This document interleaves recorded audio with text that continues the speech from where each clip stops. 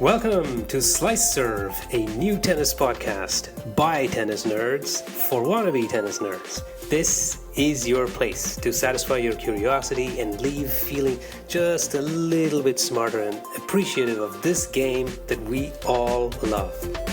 Let's get started.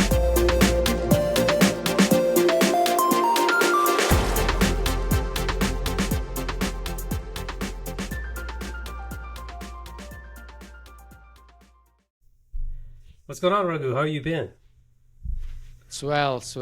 It's that time of the year when one of my favorite tennis seasons, I would say, clay court is on. So I'm excited to see the red clay and all the crazy long matches that are going on right now. And so, Absolutely. yeah, best time of the year. Yeah, I think For me. the week that we're recording here. This is Madrid week. Yeah, it's a Madrid week. I always forget how these Masters 1000s take the same amount of time as a Grand Slam. Like it's 128 players and 10 days, so it's exciting. So there's so many results to see every day. Cool. Awesome. So what do you got today, Ravi? All right. Why are you keeping score, Raghu? I do want to. I got a score to settle. Yes. So today I'm super excited to cover today's topic because it was not something that was originally planned, but as I started doing research for early episodes, this thing popped up and I'm like, oh my God, this is a topic in and of itself. So today we'll dive into tennis scoring, which in my opinion, it's easily one of the most fascinating and quirky aspects of tennis. Because if you think about like basketball, it's points. One basket, 1 point, 2 point, 3 points. Rinse and repeat. Ping pong, right? Just count points. 1, 2, 3. Tennis, completely different. It's like when you try to explain the scoring system to someone that's new to the game, they're like, what are you talking about? What is this? Why is this like this? So I always find it fascinating. So today we'll dive into that. So what are we going to do today? We'll do some history. We'll dig into like the scoring terms, what we know about them, kind of like the important stages of a match, even like how the score indicates like pressure points and stages of particular parts of a match. And then we'll kind of go over some fun statistics related to the tennis score and wind down. So lots of meaty stuff today. So I'm excited to get started. Well, I can't wait to hear because I'm sure I'm going to learn a lot here today from Ravi. All Let's right, go. cool. Well, so I thought it would be good to start off with the basics of scoring. So Raghu, I think, I don't know if you have any memory of how you learned the tennis scoring system. I don't have any memory of it, but it was just you play and then it sort of becomes second nature, I guess. But I thought it'd be good for us to just talk through the main, like the basics. Yeah, it's funny you bring this up because when I was a kid, when I started learning, I never questioned. In general, I was not supposed to question the authority of my dad and his friends. So I just Yes. so I just said yes, whatever you say. If you want me to call it Love 30, I'll call it Love 30. I just want to play. So that is at least my approach of getting playtime. Yeah. But yeah, I'm getting the inverse, like the experience now as my 10-year-old is picking up tennis and asks, what did you just say? Like, what is that? And I also noticed he's picking up little things. Like I was very impressed the other day. He understood what a mini break is in a tiebreak, which we'll cover later today. Yeah. So I'm like, oh, cool. Okay. Are you getting any of the why questions from your son yet?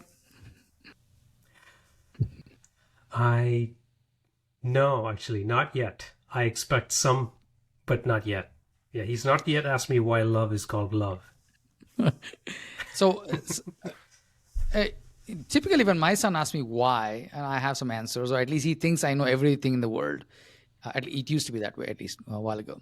So I would make up some stuff as I go along to answer this. But now when he says why, I just say, look, I don't know this. So you got to go figure this thing out. So I just go straight. So I don't know a lot of those things. So I use these, I listen to this podcast as a way also to learn myself. So this will be hopefully one of the ones that I can learn some and pass it on to my son. I'm excited. Yeah, I hope so too. And Yeah, Raghu, yeah. it's nice to see that you basically like modern AI. You're just making up stuff as you respond to your son. So keep doing that. You can just say you're powered by a generative AI. But Yeah, just so you it's know about that, I was checking ChatGPT this week for Monte Carlo, just as messing around with it. And I asked it, who won the 2022 Monte Carlo Masters tournament? And it responds and says, Rafa Nadal won the Monte Carlo Masters tournament in 2022. I'm like, what was his path to the final? And it listed out 5 matches. Rafa beat this person, that person, with score lines, seeds. I was amazed. And then I go check the website. Everything is wrong. It is Whoa. completely made up So we because have hope that's as how generative AI podcasters. We have works. hope. Yeah, we're Yes, going to be on for some time yes, at least until they figure that thing out. that's right. So it's Yeah, trust but for what verify, it's worth, as yeah, Ronald Reagan said. exactly. Trust but Uh, verify. all Stefano right. Tsitsipas was the one that actually won it, but I kept asking over and over again, and it was absolutely certain it was Rafa. I thought it was anyway. Fun little sidetrack Yeah. there. Yeah. Cool. So So should we that's a get great started one. with the basics Yeah. of Yeah. scoring? Basics of scoring. I'll start with some, and you can add more. So Yeah, go for it. typically most of you know the scoring system, but for the sake, because this slice is all about scoring, we want to cover the basics, right? So one of the players actually, after a toss, will start serving, and the points go like this. It's love love, or 0-0 when you start, and the person who wins the point, he's get to 15. So the server wins the point, gets 15-0. If the other person wins a point, it's 15-15, 15 all. So it goes that way. So it's 15, and the next point you win, you get 30, then 40, and then if both of you get to 40 each, then it's called deuce. And then after that is an add if this whoever wins the next point, and then finally you have to win 2 straight points to actually win the game. So win a game that way, and then you win they play the whole match in terms of sets. So either you play best of 3 or best of 5, typically, at least in the professional level. And each set has got the first to get to 6 games in the set with a difference of 2 wins. So at least you need to be 6-4. But otherwise, it can be 7-7. Then you have to go to 7. Like you can win 7-5. But if it's 6 all, then you go to tiebreak, and then whoever wins the tiebreak, it's first to 7 points with a difference of 2. If not, you keep playing until someone wins with a difference of 2. That's typically how it goes. And then you play one set, second set, third set, best of 3. And then if it's best of 5, you have to win 3 sets. So that's typically how the match is set up. Did I miss anything, or you want to add? That sounds pretty good. I think that's a pretty good coverage of the scoring system. Just want to point out how long it took you to describe that compared to how long it would have taken you to describe the basketball scoring system. It's But thanks, Raghu. Yeah, that was helpful. yeah, it's Yeah, definitely so quirky, and I'm curious to hear like how this thing came about. Yeah. right, and so let's dive right in. Right, it's there's probably a bunch of questions if I really stop to ask what in the world is going on with the scoring system. There's probably a whole bunch of them. So let's cover some of them. But just taking a step back in terms of like the evolution of the scoring, no one really knows much of the history of scoring. There's a lot of speculation on the basis of uh, things people wrote in centuries ago, which I think is, for me, super fascinating. I always, for some reason, kept thinking tennis is maybe 100 or 200 years old tops, but it goes back to the 1400s. Wow. So there's a lot of romanticized history, right? So no one really knows. So like, it's really interesting because I read 2 different books, both purporting to be history books, and each of them absolutely conclusively say this is this, and they were slightly different. I'm like, wow. Okay, so nobody wants to agree on it. But anyway, I based some of my research on a specific book by Malcolm Whitman from the early 1900s. He was apparently a famous player himself, and then he wrote this history book on tennis, and I don't know, I find it super fascinating. But let's jump into the basics of scoring. So, based on what you just said, so we have points, we have games, we have sets, and at a high level, you'll notice that a player needs two more of something than the opponent to win something. So it's two more points or two more games in a set or two more sets than the other person. But it depends on whether it's a 3-setter or a 5-setter. So that's sort of like getting a slight advantage by two is a recurring theme in one way or another in tennis. It's fascinating. There's some parallels. Badminton and table tennis, also called ping pong, also have a difference of two. I believe also volleyball has the same. It's not good enough to win with 1 point, like in basketball. That's good enough. Uh, but in or in American football. But in some of these games, they seem to be two, and I'm curious as to why, or what do you think? You think is the logic there, Ravi, or at least the rationale? I'm not sure I can conclusively give you an answer, but I can pretend to be generative AI and say it's because. um, I'm not sure, but in fact, so to that point, right? So tennis has been around since the 12th century AD. It used to be called like jeu de paume, like game of the hand. They used their hands, and then rackets arrived only in the 15th century. But there was evidence of a scoring system in the 1400s, and it was like covered in a poem. So one of the first interesting things I learned is the points itself. So we might be wondering, so it goes 0. Why not 1? It goes to 15. And then from 15, it goes in multiples of 15, right? So yeah, 15, 30, and then, wait, it's not 45, it's 40. What's up with that? It's making complete sense. The first thing about that I discovered is that, so if you know much French, these numbers are basically 0 is 0, 15 is 15, 30 is 30, and 45 is 45, which is 40 and 5, literally. And so there was a lot of speculation that 45 is long to say, and you could just say 40 because it disambiguates from 30 and 15 easily. So the people started dropping the 5, which is the 5. And so 40 is 40. So 15, 30, 40. So that seems to be the leading hypothesis as to why it's 0, 15, 30 to 40. As like one of the first things I discovered. Yes, that's fascinating. And it's maybe the players back then used to call the points themselves and said they want to quickly get through and not spend more time and saying the full, yeah, the word. Yeah. The counting by 15s itself was very well established way back in the 15th century itself. So like one of the hypotheses I read about why like 15s rather than like just straight up points, even this is a mystery. There's several hypotheses. Like one common one seems to be some sort of relationship with the clock. So the game used to be played by kings, but also by peasants and monks. And there was this research that monks would be looking at the 4 points of a clock while playing. And there's another reference to the sexagesimal system, which is, so the decimal system you count by tens, the sexagesimal system you count by 60s, which was popular back in that era.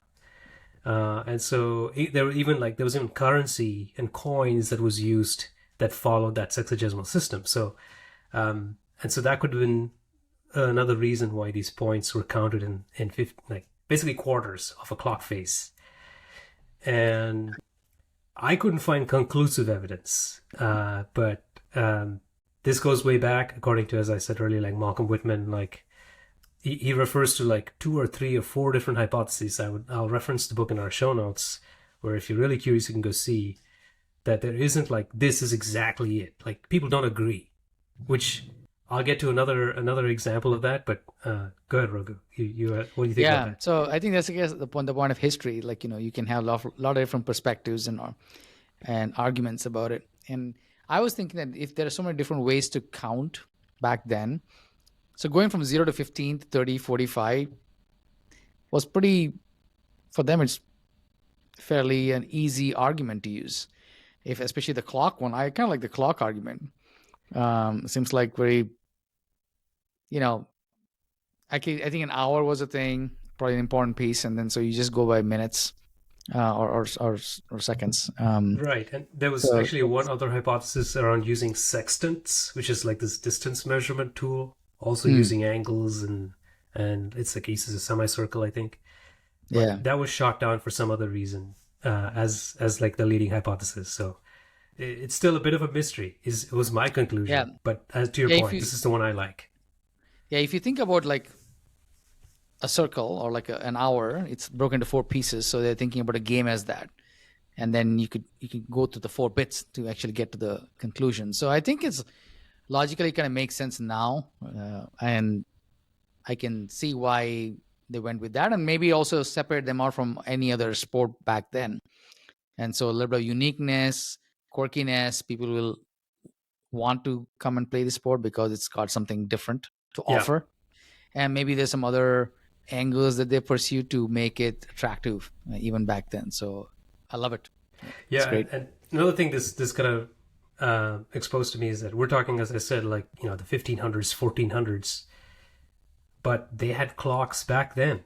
I had never really given it much thought. I just thought back in the day it was all sundials, but they had mechanical clocks back then already. So Interesting. sometimes I marvel at like how long ago things that we take for granted today had already started making an appearance in humanity. So this is what, 600 years ago almost. This is nuts. It's crazy. It's crazy. This is definitely I can take back and relate and share this with my kids and my friends here. Just this nugget. Yeah, as far as I'm concerned, there's only two eras. It's before iPhone and after iPhone. Okay, so moving on to more interesting points terminology. This one's a common one. I'm sure you heard of it, the deuce. Any guesses on what the deuce stands for? For all these years, I had no idea what this was. It was just, I just went along with it. Yeah, there's a lot of French influence, just like in some of the previous history there. So this one is a fairly straightforward one. It comes from deux, which basically translates to both. So essentially the two people having the same points. And so they just started calling it, I think it probably got converted into the anglicized version of that word became deuce. So because in French you don't pronounce the last character. So that's an easy one.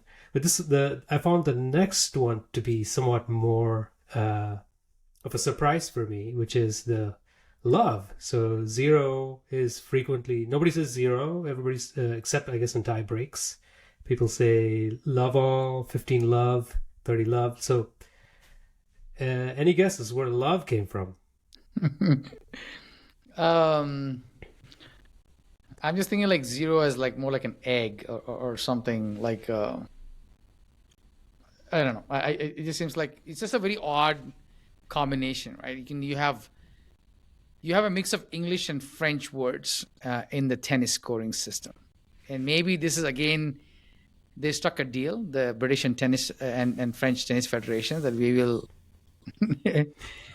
each contribute to the scoring system, maybe, and that's part of how they got together. I don't know. The business menu in you is showing. I love how you talk about they're striking deals on how to call the points. I love it.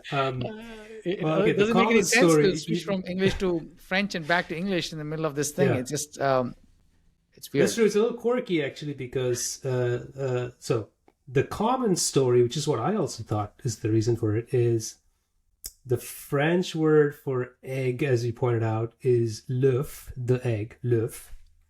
And so that just got contracted. And in cricket, if you don't have points, or if you score nothing, they call it an egg, right? So I think people kind of put that together, and the general belief is that the zero became l'œuf, which became love, and that kind of stuck. But Malcolm Whitman, from that book where I've been looking at, he debunks this and says there's no real evidence pointing to that. It's more that, by the way, this was one more of those mysteries. I don't think there is a clear explanation, but he traces it to this concept of like, you don't do things for money. Speaking of your business again, when you talk about doing things for love, it means that you're not getting anything in return. So you're getting nothing in return. So for love is another way of saying for nothing. And so he strongly believes that's much more likely to be the reason. So I don't know. What do you think? There's an angle. Remember, it was amateurs for a long time, and people Yeah. had to pay to play. In fact, it was the reverse of actually getting paid to play, as it is today. So Yeah. back then, maybe it's you played for love, and that somehow Yeah. got into it. But it is it is strange. You don't think like zero and love. Like it's just they don't at Yeah. least run together in our daily lives in any. At least I don't see a rational Well, Raghu, I explanation. can confirm I only play for love. I don't play for money. I'm a purist, right? You can't pay me to play, but I only play for love. So also my scores are generally zero, so I think it all fits. Well, if hey, here's what my take on it. And the Americans did not get involved in the scoring system, but if he did, he would score Yes. bagel. Oh God. All right. Or So donut. or Um, donut. That's right. That's true. I think it would have been something tasty. Well, hold on to the thought of bagel because that's coming later. But all right. So cool. So I think that's those are some of the terms that I found interesting. Um, and what I also found interesting is that I didn't find any real explanations for game or set. So there's all these different points, but game is just like game, and set is, I guess, a bunch of things together. So set. So I didn't see any unusual references in the history books to any of those. So I do so that notice. yeah, that kind of brings us to the like the first section on points. Yeah, go ahead, Yeah, the Raghu. only other comment there was around game set, and I was thinking of match. Is there are other sports that have taken on similar terminology? Volleyball comes to mind, badminton, Hmm. maybe ping pong or like table tennis.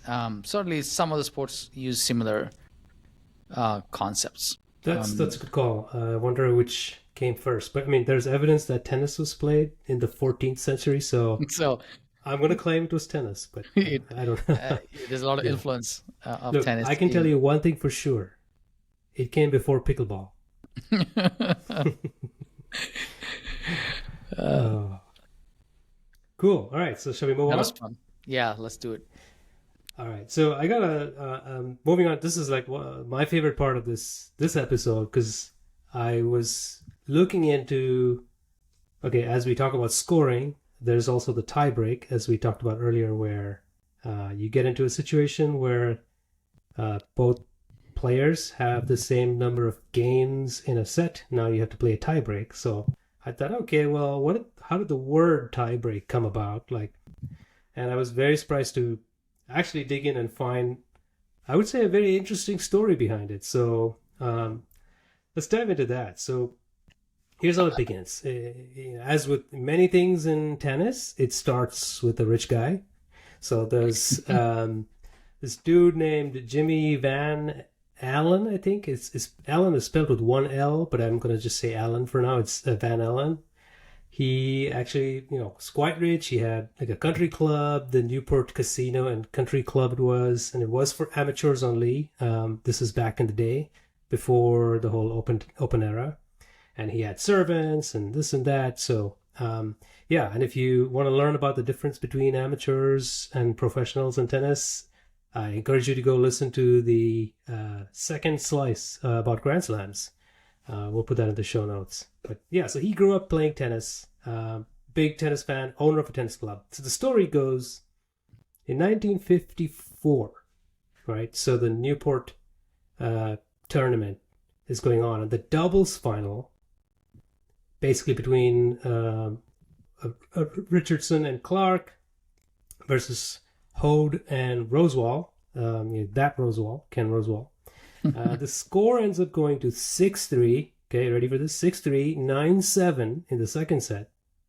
And this was a 5-setter, so 12-14 third set, 6-8 in the fourth set, and then 10-8 in the fifth set. So that was a grind. Yeah. So basically, he owns this club, right? And essentially, this throws things off. I guess people are trying to go home and things like that. He was pissed off, and he was like, "We got to limit the time for the games for the benefit of the audience." And there's a record of him calling it Chinese water torture.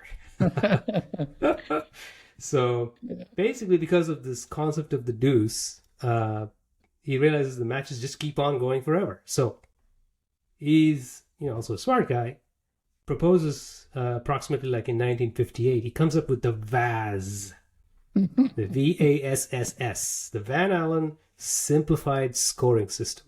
So he's trying to radically simplify tennis scoring. Okay, so you got to check out some of the things he's proposing, compared to the regular scoring. So he goes with, you got to serve from 3 feet behind the existing baseline. I can't even get my serves in from the baseline, so leave alone 3. Oh, that would not have gone well today. Yes. No games, no sets, just points. You got to get be the first one to be to 25 points with a lead of 2. 25. And then if you reach, 25. But if you reach 30-30, because you need that lead of 2, if you end up reaching 30-30 and you haven't won yet, then they do sudden death. It's a new game. And it's basically first to 5 points. End of story. No lead, nothing.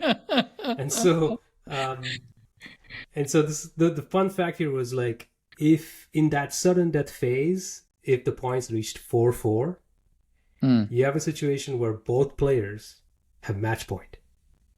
Oh, check that out. This is the fifth set tiebreak, you mean? This is there's no sets. Yeah. You reached 30-30, and now you're playing sudden death game. That goes up to 5 points. And if you're 4-all, the next point takes it home. That's it. Yeah, so both of you have match point at that point. Like, I can imagine I'll need a diaper if I'm on the court at that moment, right? So this was his proposal. I got a couple of things to say here. I want to hear it. First of all, he's trying to shorten the match, and then he proposes a 30-30 tiebreak. Yeah. That itself is, you could argue, let's say if you're 30-30 and each game says 6 points. So that's like literally 10 games being played in the tiebreak. The equivalent of, that's right. Equivalent of 10 games. So you're you're giving it a whole new set in the tiebreak, which is, so I'm not sure what Van Allen was thinking with his scoring system. He's certainly not trying to reduce it. He's trying to complicate it with his simplified scoring system. So that's one thing that blows my mind. It does look complicated, but I think one thing I picked up was like it really ratchets back the amount of time these matches would take, because there's like a future. He starts putting this into practice. I mean, it's his tournament, so he can do whatever the hell he wants. So he starts putting it into practice. Those games last like 30 minutes.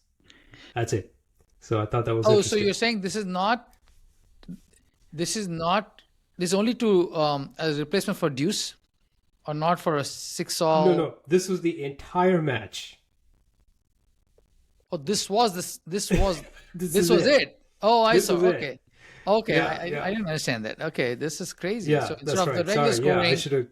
That's right. So he replaced the regular scoring with this. Correct. It's like I guess another way to think about it is like it's an extended tiebreak. The entire match is an extended tiebreak, basically, in his view. And of course, you're serving 3 feet from behind the baseline. Don't forget that. Okay, that's nuts. The other thing I was thinking about was this is my businessman hat. He's in a casino. He can actually have wagers and all kinds of interesting things going on. If the longer it goes, more people will drink and eat, more money he can make. So I'm not sure why he couldn't connect the 2 and 2 in here to keep it going longer, make it like a entertainment session. I guess. Oh, I think you're starting to think a little like Van Allen because he did do a few things similar to that. So Okay. yeah, so being the businessman he is, he starts like shopping this around. I actually think in retrospect he's just a very very astute businessman because this is like, hey man, um, I'm here in Seattle and I don't like staying here, so I want to end up in New York. So I'm gonna just propose, let's everybody go to the moon. So he just basically just like throws up this crazy proposal, and as expected, like there's a huge pushback. Nobody really wants it, and he keeps, you know, testing it out over and over again in his Newport tournament, right? So he starts taking things into his hands. So this is fun. Like in 1965, he goes to like 10 pros, like professionals. These are like people who, remember, before the open era, these are the people who get paid to play as opposed to amateurs. What he does is he dangles like $10,000. Like back then, that's like a lot of money, and says, this is prize money for the Newport Invitation Tournament. And he introduces the first electronic scoreboard, which I thought was interesting. Yeah. He does this whole first to 31 points scoring, which we just talked about. This is my favorite part. You talked about casino. I think that's probably where this idea came from. He has live prize money on the scoreboard. So every point is worth $5, and it counts up for every point $5. That's incredible. Cool. So this was called this tournament ended up getting called the Guinea Pig Derby or something like that. And you know what? It's funny. At the end of all of this, guess who wins it? Rod Laver. And he goes on with like $1,000 something. I kind of think of him as the Novak of back then, because like his name just keeps showing up in like all the history. Whatever I read, there's a Laver in there. So that's very that's a very American take on and making a sport entertaining the way he did it back then. It's pretty impressive. I'm surprised he didn't go for cheerleaders, but maybe he decided just maybe next time. So anyway, he keeps refining it, and so the USLTA, which is now called the USTA, they still don't want it, but then like by 1970 they cave in and they agree to keeping some aspects of it. And the reason they cave in, I think, is attributed to television, which is, things in tennis are changing to adapt to TV. One of them is the duration of games. The other one was the balls becoming yellow, or people who are having to wear brighter clothes. So the main thing that ends up surviving from this Vaz, like Van Allen scoring system, was the sudden death, which is still not what we do today. It was the precursor to the tiebreak. So, and just as we talked about, like the players, the pros, like even in the opener, they start to find it like nerve-wracking.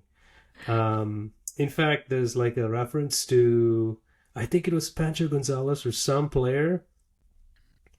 He stops at the end of that in this tournament and just turns and asks Van Allen, who's sitting in the audience, what do I do now? What am I supposed to do now? And that's when like sudden death was invented, where the guy says, well, you guys just play it out and the next guy wins. So they, in 1970, they started, they call it a tiebreak, but it's still sudden death. It's nerve-wracking. And so, it continues to get refined.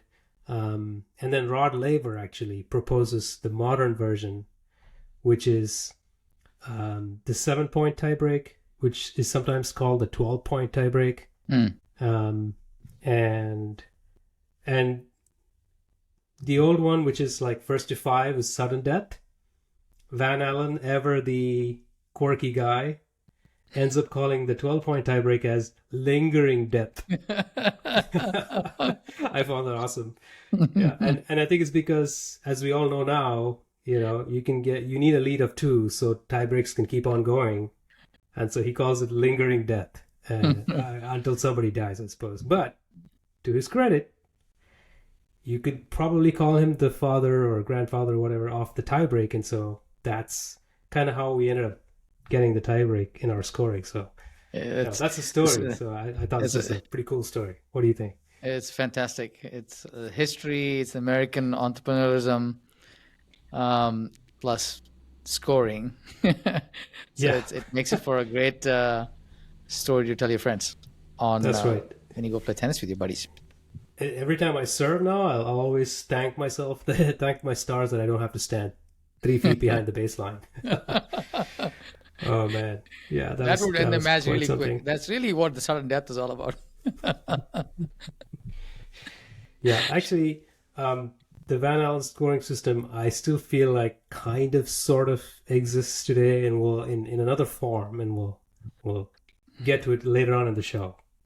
Absolutely. But yeah, so we can keep moving on to the stages of scoring in a match. There's, tennis scoring is like super unique, interesting, of course. A lovely, colorful history, as we just saw. When you compare it to ping pong or one of those other games, where the points are, very evenly counted, it's always fun. And so there's also, I guess, as with every game with tennis, there are these specific stages of scoring that are quite unique to tennis, I'd say. So we thought it'd be nice to cover some of those. So you may have heard some of these terms, but we'll go into each of these and talk about some of the interesting aspects. So the first one is the breakpoint, and no, it's not the Netflix show, but they picked, I think, an appropriate name. So this is funny, Raghu. I was trying to think about how would I explain the breakpoint, and I realized I had to wind back to some basics in tennis, which is like the service is a huge advantage, right? It's an important shot. It gives you free points, as they say, because you get an ace, or the returner doesn't return your shot, boom, free point. You don't have to grind a rally or anything, right? So it's a huge advantage to the game. So, and there's even evidence supporting this notion of it being an advantage going back to the early part of the 20th century, the 1900s, where authors of these like history books refer to the physicality of the serve being like an important factor. And then scores used to get pretty crazy back in the day because of strong serves. So what would end up happening is if you had two players with strong serves, they would just keep on holding serve, and you would have to keep going. That eventually led to the invention of the tiebreak as well. So all of this to say, this notion of holding your serve means you win the game in which you're serving. So you hold your serve, you win that game. However, if the opponent is about to win a game when you're serving, then that point that if they won, they would win the game is called a break point. So you're breaking serve. Either I hold my serve, or you break my serve, and so that's called a break point. So typically at 40 or advantage, that's when the break point is counted. So if I'm down 30 and you're 40, then you have a break point when I'm serving. And you also have break points and tie breaks, and that's once you hit 6 points with a lead of at least 1, now you have a potential to be a break point if the other person is serving. So it's a lot to digest. Any thoughts, Raghu? Yeah, I was just like trying to find parallels with other racket sports. I don't. For volleyball comes to mind, badminton, ping pong. None of those, even squash, and none of those actually sports that have such a big bias to the person who serves. Like if you're serving volleyball, you have a slight advantage, but nothing like in tennis. As you were saying earlier, serving is a big advantage. You expect to win the game. So if you lose the game, you fall behind, and most likely you lose a set, just because of hold of serve. So that's like expected or normal, unlike any other sport. So it's interesting the way the scoring system sort of like and the terminology kind of speaks to that. I agree. Actually, as you mentioned that, it also occurs to me that I think a breakpoint is a very appropriate term, because not only is it breaking the serve, but from like experience, actual experience playing, I'm sure you face it too. It's also mentally breaks you in a way. It's such a psychological game that you know you're about to lose your serve, you know you're losing your advantage, and that actually can get into your head, and it spins out of control, right? So yeah, I thought it's a very appropriate phrase. So here's another fact. So players who have a very high percentage of breakpoint conversion, and breakpoint conversion is when if I'm receiving, you're serving, and I'm good at, when I have a breakpoint, I'm good at winning that point and breaking your serve. That means I'm good at conversion. If I have a good ability and high percentage of converting them, then I'm supposed to be a good returner of serve. And, you know, there's this guy named Novak Djokovic who's very good at that. And so, it's a break of serve. Basically, it's a pivotal moment. It's essentially kind of the summary here. So, and it kind of reflects this strategic psychological aspects of tennis. Yeah, the one of the guy who took advantage of this was Andre Agassi.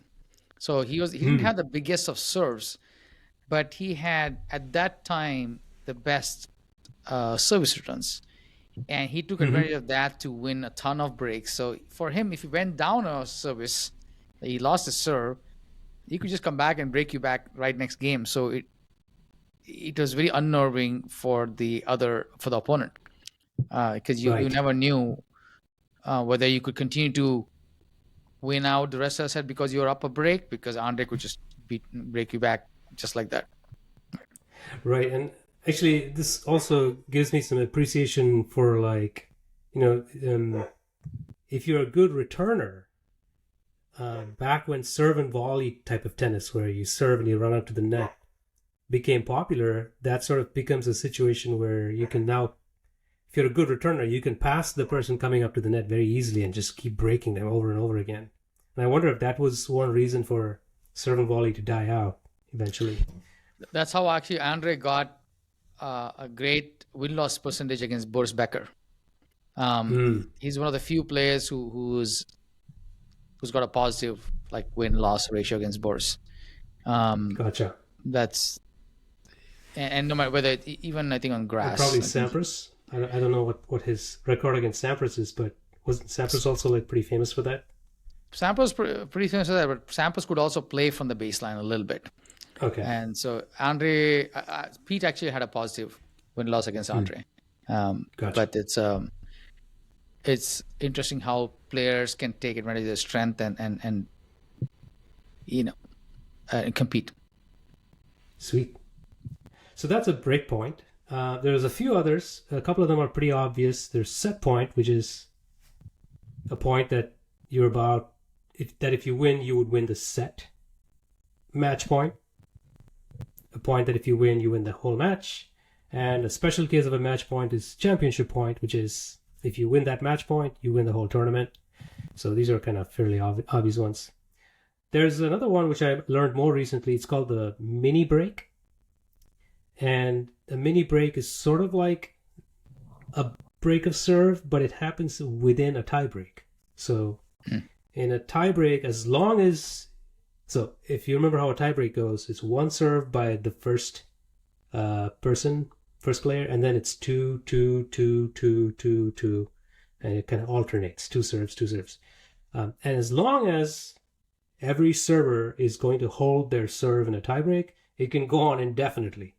Right? So the moment one person breaks the serve of another person within a tiebreak, that gives them an extra point and an advantage the next time they serve. So that's called a mini break, basically. So if a player has broken at least one serve, they already have a point advantage over the other person. And so that's usually enough in a lot of cases for good servers to quickly win the tiebreak.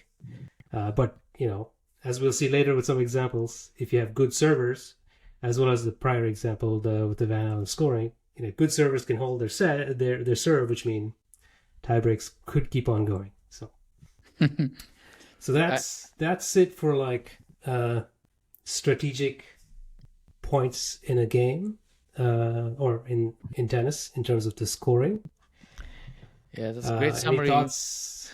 I think it's a very quirky set of point system, and if you compare to any other sport, it's unlike, and there's like, as Ravi spoke to it, there's a story behind a lot of these. Some of it you can't really explain why it's the way it is, but it's definitely unique to tennis. Just to keep things interesting, there are other variants of tennis. And so I think we already talked about we talked about the 7-point tiebreak, which the USTA calls the 12-point tiebreak. For unknown reasons, I think there are some theories as to why that's the case, but we'll just leave it at that for now, because it didn't seem logical to me. There's also a 10-point tiebreak, which is often called the super tiebreak. And this is frequently used in some tournaments for the as a third set replacement, and in other situations it's used in the last set. But it's basically 10 points where the first to 10 with the lead of 2 is basically called a super tiebreak.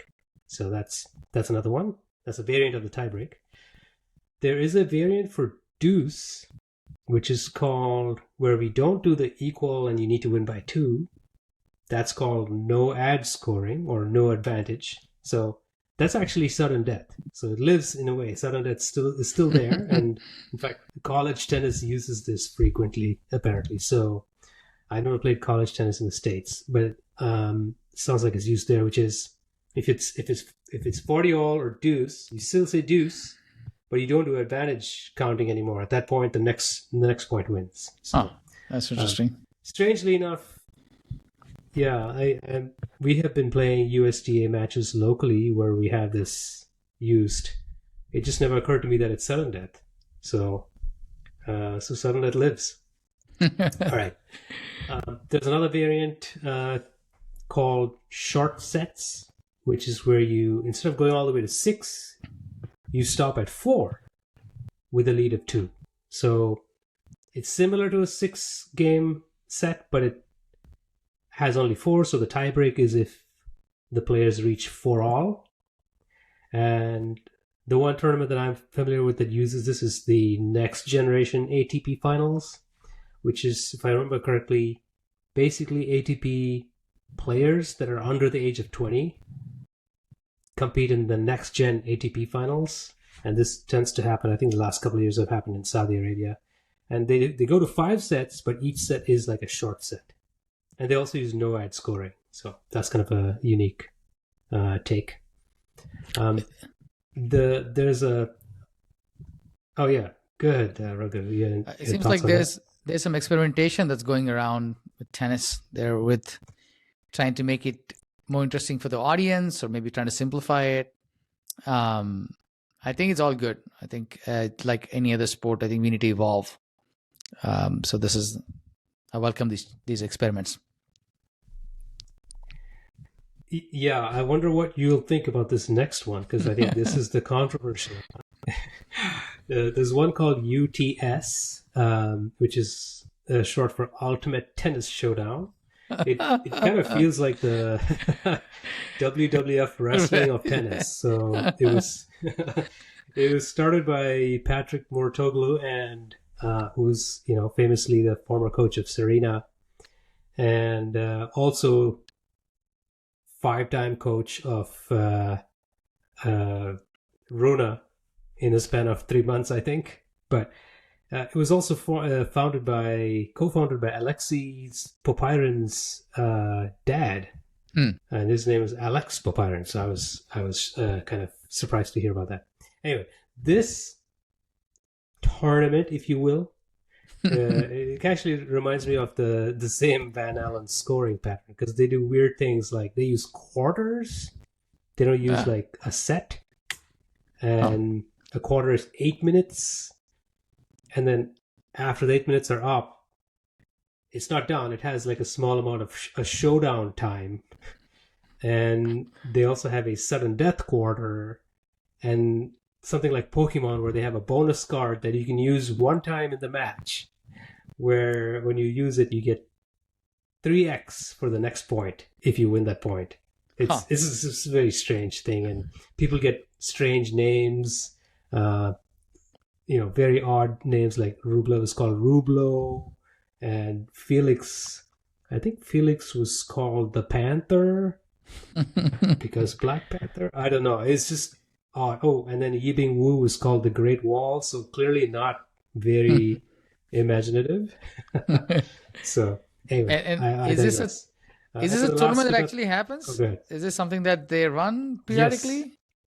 yes, Um, yes, and it's a lot of money, and it kind of Rublev, Jack Draper. I've seen what's our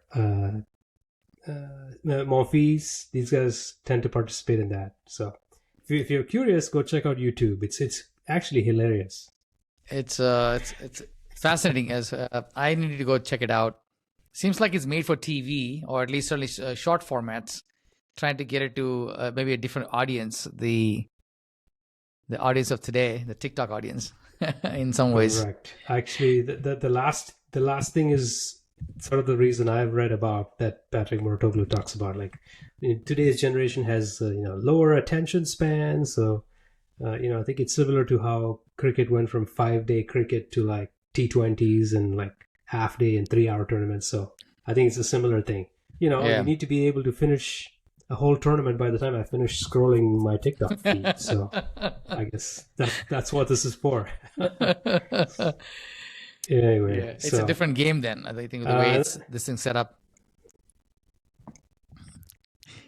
Yeah, Yeah, it really does feel like worldwide wrestling. Check it out.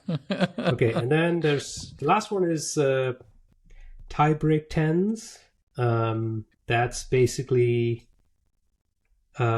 I saw this happen in Indian Wells, and you have 8 mixed doubles teams, and it's a single day knockout tournament, and every team plays one super tiebreak. That's it. So the entire tournament is done in one day, and the one that happens before Indian Wells is called the Eisenhower Cup.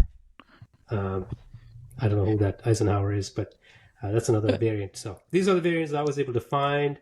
If anyone in the audience actually knows of any more, do let us know.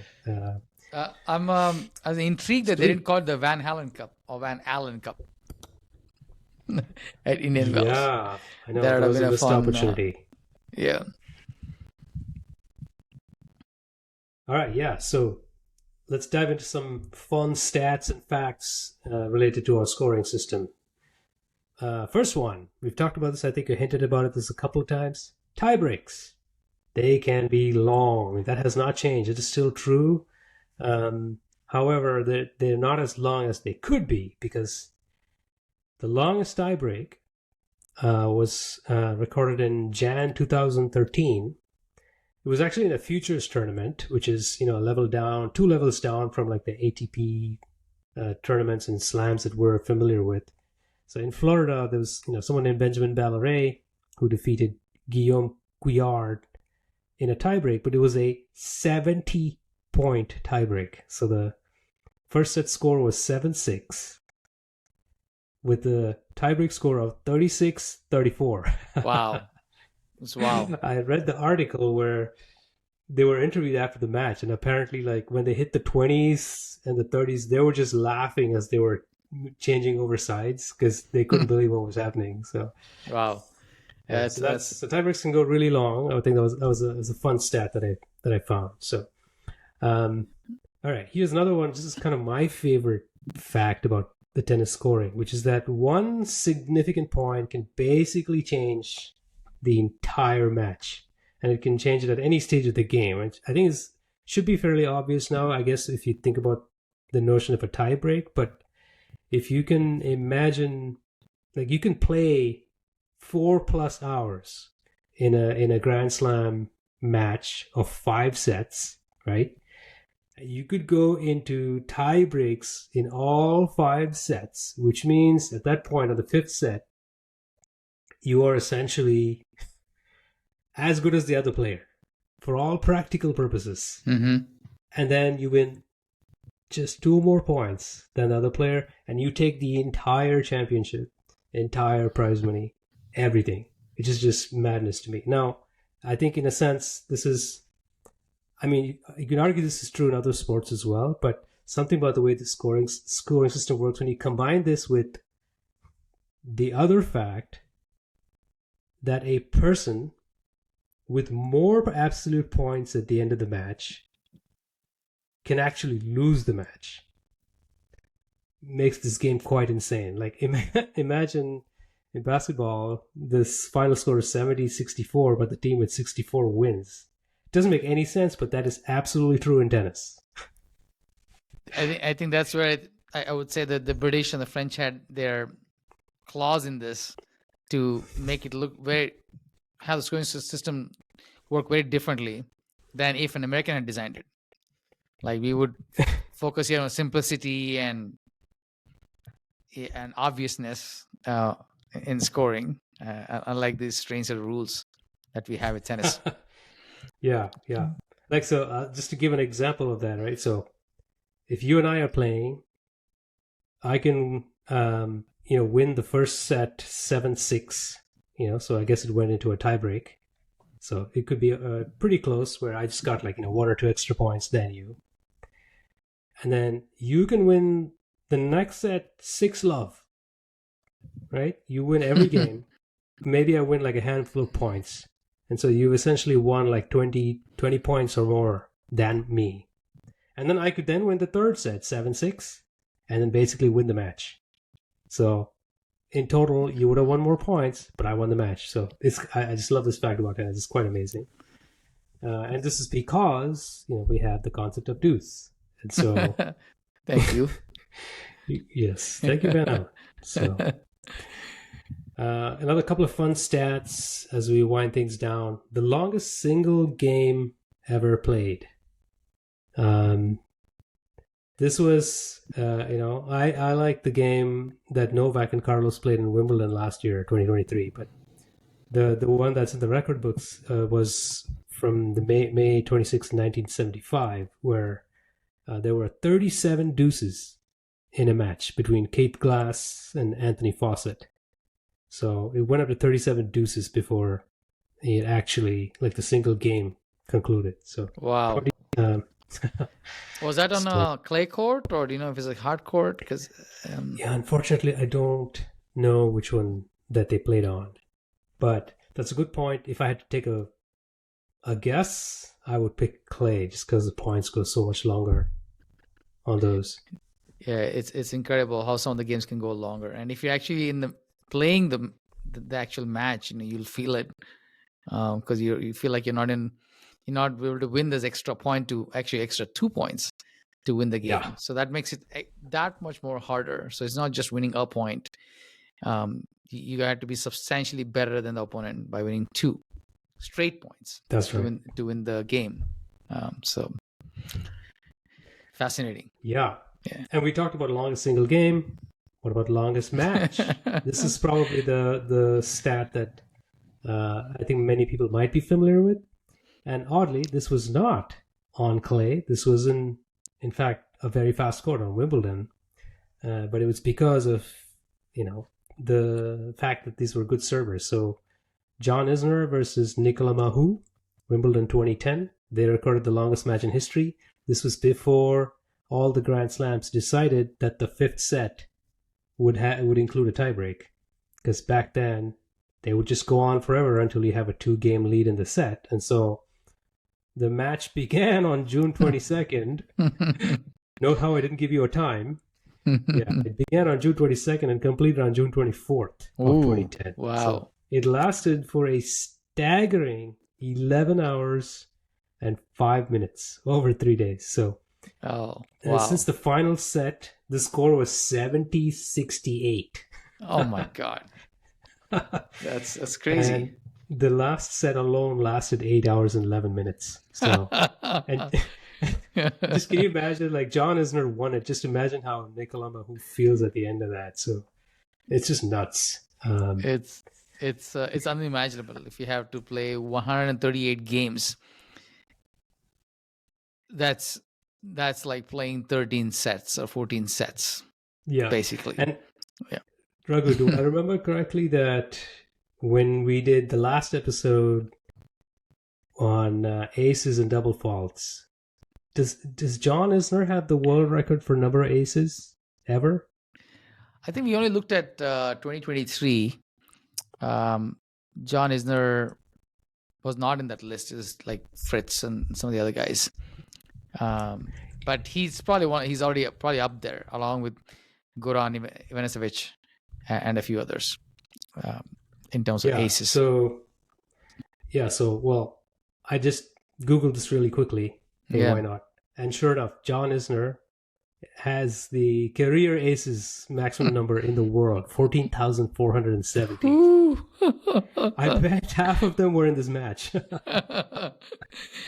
Yeah, because they went on like 70-68. So he had 70 games he could serve in, basically, and they were all ace. The aces were a big reason for his paychecks. You know, he's got to give it to them. Imagine Van Allen counting every ace and paying you $5 per ace. I'm sure he'd have like put some betting on that or some variation of it with this casino. That's crazy stats. Cool.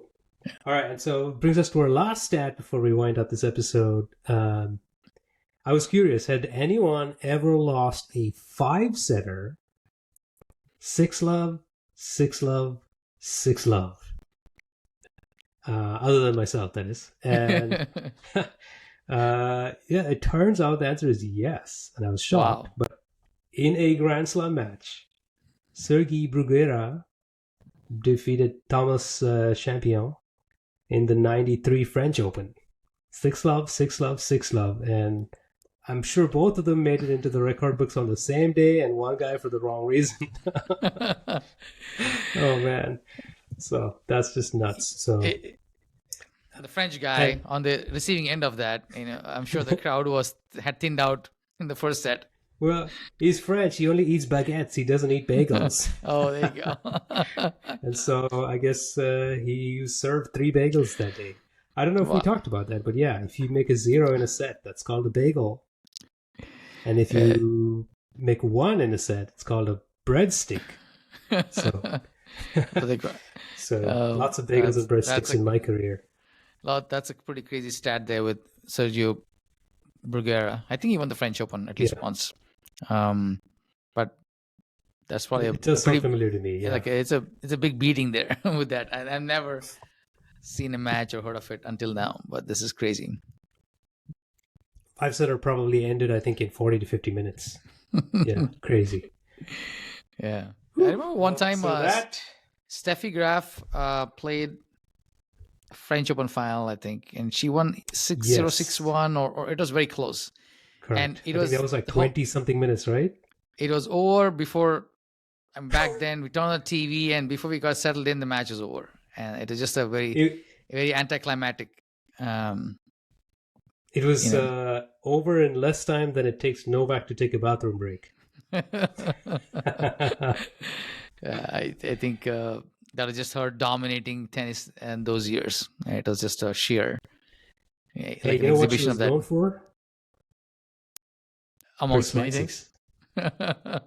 That's true, a backhand slice. Yeah. And that brings us to the end of this slice, Raghu. So what did we cover today? We covered a lot on this podcast about scoring history. We looked at the tie breaks, different kinds of points, looked at the fun stages of the match, looked at some statistics. We covered a lot of ground. Hopefully you learned a lot about the scoring system and a little bit of like why we are here for, and how it came about. And hopefully this was informative for you, and also some fun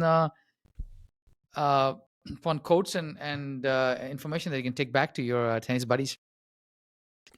Yep, and I hope you all had as much fun listening as we had researching this. So until next time, see ya. See ya.